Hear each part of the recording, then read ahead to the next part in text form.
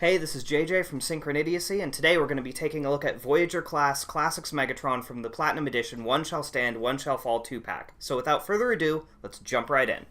As far as the alt mode goes, Classics Megatron is a pretty interesting looking space gun. You know, he's got the scope on top, and he's got these orange safety tips on the barrel and also the scope for some reason.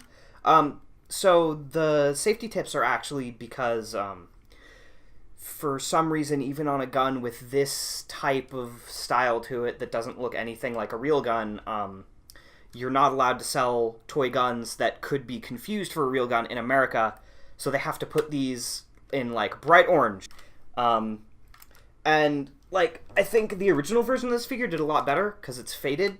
It's a lot less obnoxious. But for what it is, it's not too big a deal. And if you really hate it, you can just paint over it in, like, black or gray or something. This figure also has a semi-functioning trigger. It doesn't actually fire anything because this barrel's solid, and the way it transforms it wouldn't be able to anyway. But when you pull it, it clicks. The only problem is, since this was made for younger children, or not younger children, but children as opposed to adults like myself, if you put your finger all the way through it and click it, you pull your finger back and it won't go.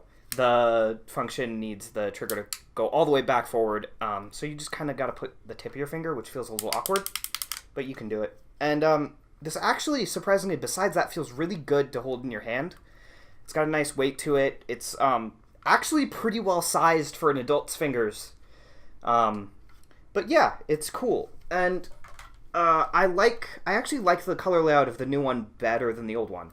The translucent sides I thought would bother me based on pictures when I was first deciding to pick this up, but they actually look really good in person. They kind of, in the right light, will shine through and show details of the inside. And the paint layout is actually really good too. You got gold and black all over the place. All this white on the sides is also paint. And you got these really nice metallic purple Decepticon logos on the side of the scope that I like quite a bit. For size comparisons, we got Classics Megatron here, and there's a soda can. He's pretty big vehicle mode. We got the original version, just to see the different paint layout. I think it's interesting. We got his 2-pack buddy, Optimus. We got Voyager Springer. And we got Voyager Sandstorm. Transformation-wise, Megatron isn't, I'd say complexity-wise, he's about the same as Optimus. He is a shell former, as you can see. Basically, the entire outer sections of his guns make these giant wings, which is kind of unfortunate, but, I mean, for the time, I can understand, you know, they're under a budget, so they have to make some compromises. But, I like the way his arms and torso transform, especially, how they kind of, like, split and move into different sections and stuff. Yeah. And everything pretty much clips together solidly, which is nice. Means you don't have a bunch of stuff flopping around.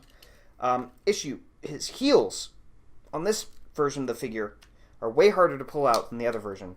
They just don't want to move for some reason, which maybe it's just because I've had the other figure for so long that it is an issue, but I find if you push in the back while trying to twist it, it helps bring it out a little bit so you can get your finger around the tip and get more leverage.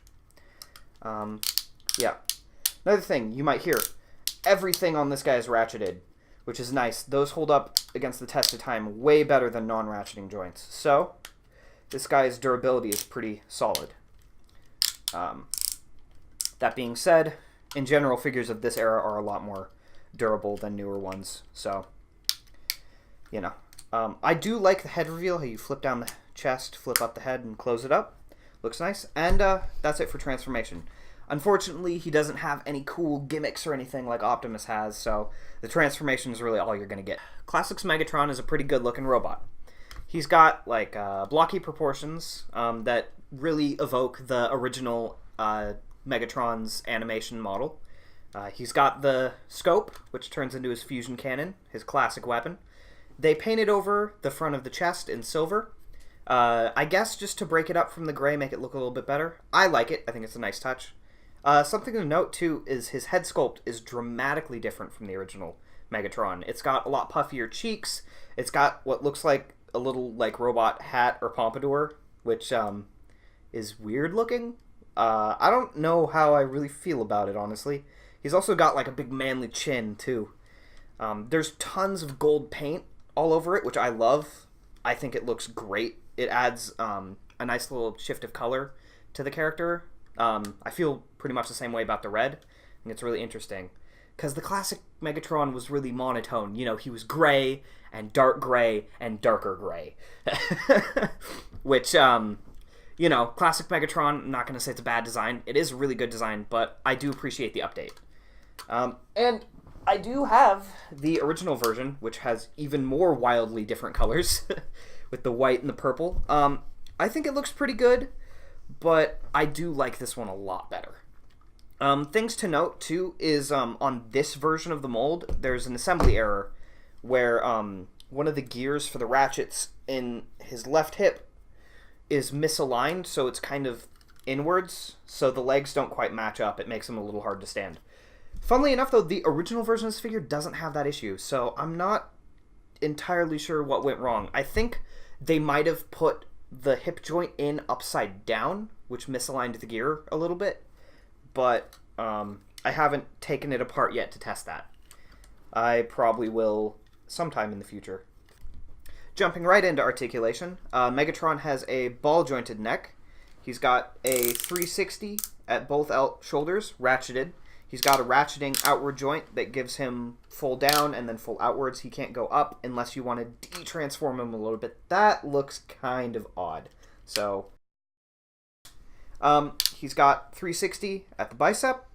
He's got just over 90 at the elbow and a little bit of hyperextension backwards as well. It's about a click if you really want that. This arm is actually a lot more limited than the other one, though, because of the fusion cannon and the wings. They kind of bump into each other.